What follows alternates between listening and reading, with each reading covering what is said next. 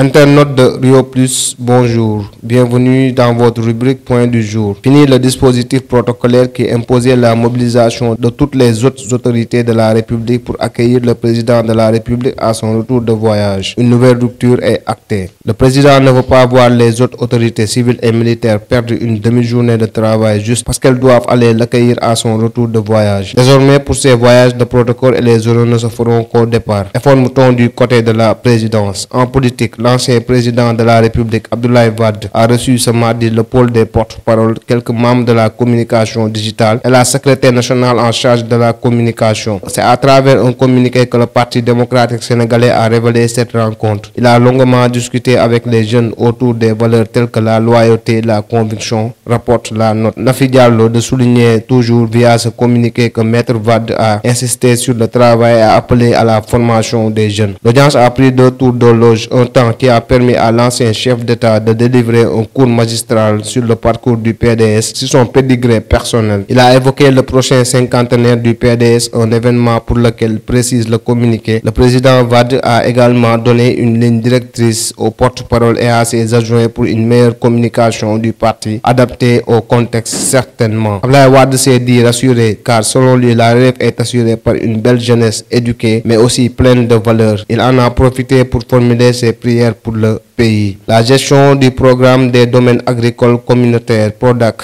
pour la période 2018 à 2021 a été fouillée par la Cour des comptes dans son rapport de 2023. Le programme était prévu pour une durée de 5 ans, 2014-2018, avec un budget total estimatif à mobiliser de 100 milliards de francs CFA. Au terme, il était prévu la création de 300 000 emplois, la réalisation de 2000 unités autonomes d'exploitation, la création de 2000 groupements d'entrepreneurs agricoles, l'aménagement de 30 000 hectares de terre, la mise en place d'au moins 10 domaines agricoles communautaires. La gouvernance du PRODAC est caractérisée par l'inactivité du Conseil interministériel de pilotage et la nomination de président de conseil d'orientation non prévu par les textes juridiques régissant son organisation et son fonctionnement. La revue visait à s'assurer de la mise en place des domaines agricoles communautaires tels que prévus dans les documents de projet et le contrat liant l'État du Sénégal à l'entreprise israélienne Green 2000. Il a été noté l'existence d'un certain nombre de défaillances, en l'occurrence des insuffisances dans la coordination du programme, un non-respect des délais d'exécution des travaux prévus dans les stipulations contractuelles, ainsi que des manquements dans la supervision des travaux. Au sens des dispositions de l'article 2 du Code des marchés publics, le PRODAC n'est pas une autorité contractante. Pour les gestions 2019, 2020 et 2021, il ne disposait plus de commission des marchés en raison du défaut de renouvellement par l'ARMP de l'autorisation accordée en 2016 pour une durée de 2 ans. Cependant, il a été constaté des paiements d'indemnités de membres de la commission des marchés par le PRODAC en violation des dispositions de l'article 5 de l'arrêté numéro 01-2972 du 2 août 2013 fixant les montants et les modalités de paiement de l'indemnité allouée aux membres des commissions des marchés en application à l'article 36.7 du Code des marchés publics, duquel il ressort des indemnités dues aux membres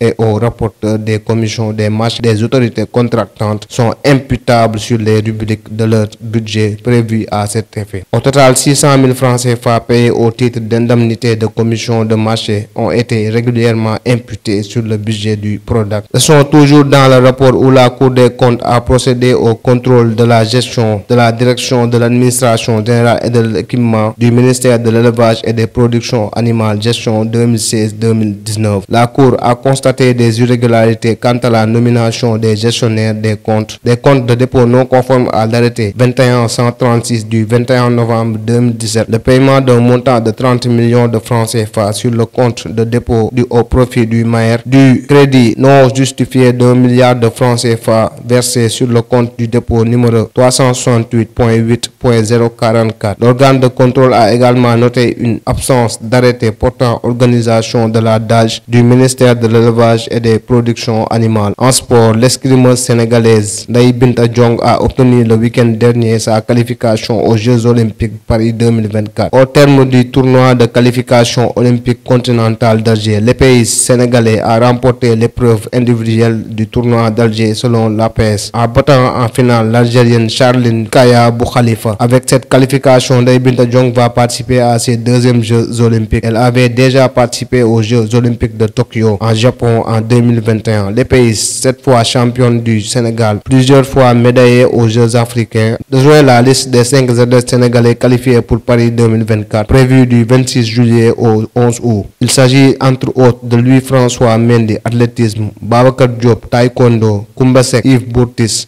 canoë-kayak et Idrissa Keita para taekwondo. À l'international, la MONUSCO cesse définitivement les opérations au Sud Kivu. Dans l'est de la République démocratique du Congo, les casques bleus de l'ONU ne seront présents que dans les provinces du Nord Kivu et de l'Uturi après s'être définitivement retirés de la province du Sud Kivu après 21 ans de présence. Un processus de retrait du Sud Kivu qui a pris fin le 30 avril. Seules les forces de défense et de sécurité congolaises sont désormais chargées de protéger les civils dans une province qui n'est pas épargnée par la violence des groupes armés. C'est ce fait d'actualité qui met fin à ce point du jour. Merci de l'avoir suivi. N'oubliez pas de vous abonner et surtout d'activer la cloche de notification.